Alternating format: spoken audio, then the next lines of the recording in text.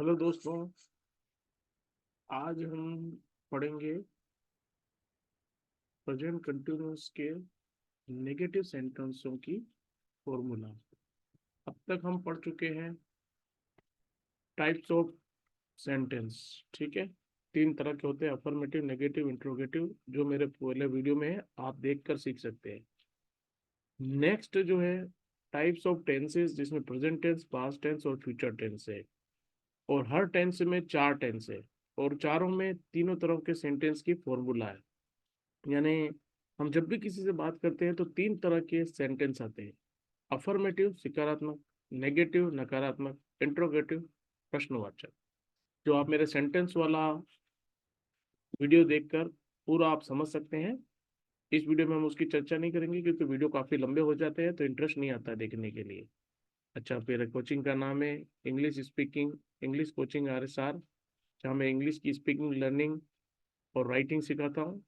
आप मेरे साथ लाखों रुपए के जो ट्यूशन करते हैं उसे फ्री ऑफ कॉस्ट सिखा रहा हूँ मैं। ऐसा सुनहरा मौका नहीं मिलेगा।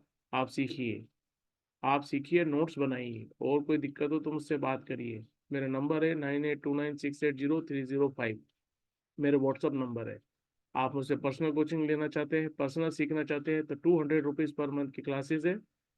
आप मुझे एक बार मौका दीजिए, एक बार मुझसे डेमो क्लास लीजिए, समझने की कोशिश करिए। ठीक है।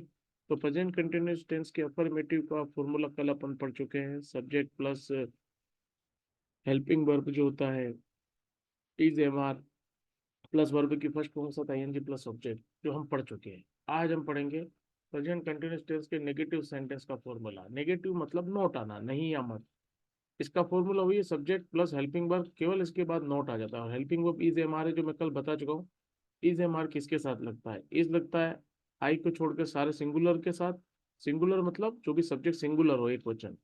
एम लगता है आई के साथ, और प्लूरल लगता है सारे, आर लगता है सारे प्लूरल्स के साथ। ठीक है। तो सिंगुलर और प्लूरल में कोई दिक्कत हो तो मुझे कमेंट्स करें, मैं इस पर और कोई वीडियो बना दूंगा। अगर आपको लगता है, वैसे मुझे नहीं लगता है काफी टफ चीज है, बहुत ईजी है।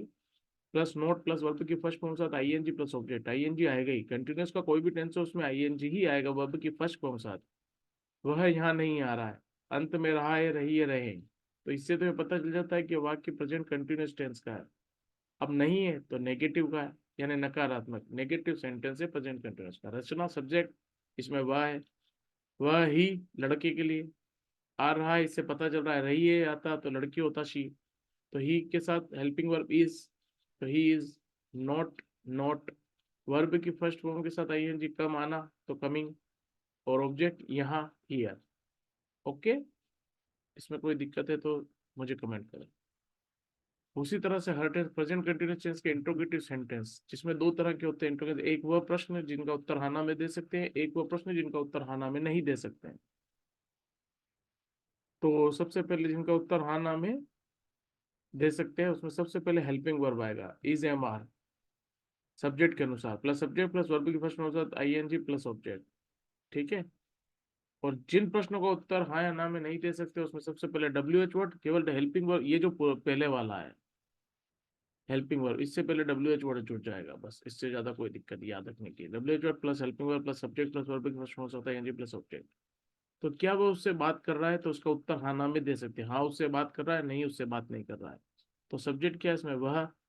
तो ही आएगा, तो ही के अनुसार इज आएगा, तो इज ही। बात करना को टॉक कहते हैं, वर्ब के फर्स्ट फॉर्म, इसके साथ ING लग जाएगा। इज ही टॉकिंग उससे। अगर हम सामने वाले का ऑब्जेक्ट रूप लिखना चाहते हैं, जैसे वह ही है सब्जेक्ट रूप, तो वह का अगर ऑब्जेक्ट रूप होगा उसे, तो हिज, हिम। ठीक है। हिज और हर के साथ कोई चीज आती है, जैसे हिज पेन, हर पेन, तो उसका जो ओनरशिप है वो शो करता है, तो यहाँ हिम आएगा। अगर इसमें भी कोई दिक्कत हो सब्जेक्ट और ऑब्जेक्ट में तो मुझसे समझ लें, क्योंकि ही का ऑब्जेक्ट होता है हिम और सी का ऑब्जेक्ट होता है हर। ठीक है। अगर अपन कहना चाहते हैं वहां लड़की खड़ी है, तो अगर उससे कहना चाहते हैं वहां वह खड़ी है, तो लड़की का अगर उसमें अपन सेंस देना चाहते हैं तो हर आए, और लड़के का देना चाहते हैं तो हिम आएगा। तो क्या वह उससे बात कर रहा है तो उससे मतलब लड़का है। ठीक है। और लड़की भी हो सकता है यहाँ तो, क्योंकि लड़का तो वह है, सब्जेक्ट के अनुसार आया, तो he is talking her, he is talking him, दोनों आ सकता है। ठीक है। वह कहाँ रह रहा है, तो कहाँ की अंग्रेजी होगी, जो जगह होगी वो। तो WH वर्ड में कहाँ को इंग्लिश में कहते हैं, वेयर। ठीक है, वेयर कहते हैं। और इज आएगा सब्जेक्ट के साथ, सब्जेक्ट आएगा ही। लिविंग, LIVE, लिव रहना, लिविंग। तो आज हमारा प्रेजेंट कंटिन्यूअस टेंस भी पूरा खत्म होता है। सिंपल प्रेजेंट टेंस में पढ़ा चुका हूँ, प्रेजेंट कंटिन्यूअस में पढ़ा चुका हूँ। अब प्रेजेंट में दो टेंस हो रहे हैं, प्रेजेंट परफेक्ट और प्रेजेंट परफेक्ट कंटिन्यूअस। कल हम प्रेजेंट परफेक्ट का अफर्मेटिव सेंटेंस पढ़ेंगे। हर टेंस में तीनों तरह के सेंटेंस आएंगे, उनके फॉर्मूले होंगे, उनको याद कर लीजिए। इनको याद कर लीजिए और प्रैक्टिस करिए। बराबर भर प्रैक्टिस करने के बाद ही इंग्लिश आएगी, और अपने दैनिक जीवन में इनको यूज करिए, बोलने की कोशिश करिए। आप भी थोड़े दिन रुक जाइए, थोड़ी दिन आप क्या करिए, मेरे साथ एक बार टेंसेस पूरे खत्म कर लीजिए।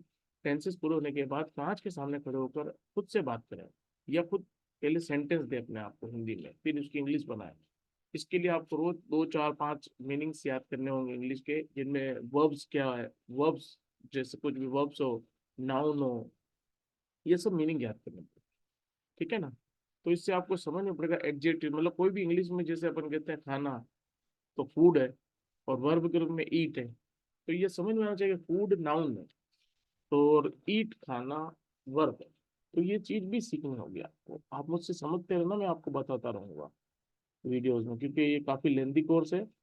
इसमें बहुत प्रैक्टिस तो नहीं चाहिए, लेकिन पढ़ने में बहुत लेंदी है, लेकिन पढ़ना पड़ेगा। तो नोट्स भी बनाने पड़ेंगे, तो आप इस पर नोट्स बनाएं। ठीक है। धन्यवाद। शुक्रिया।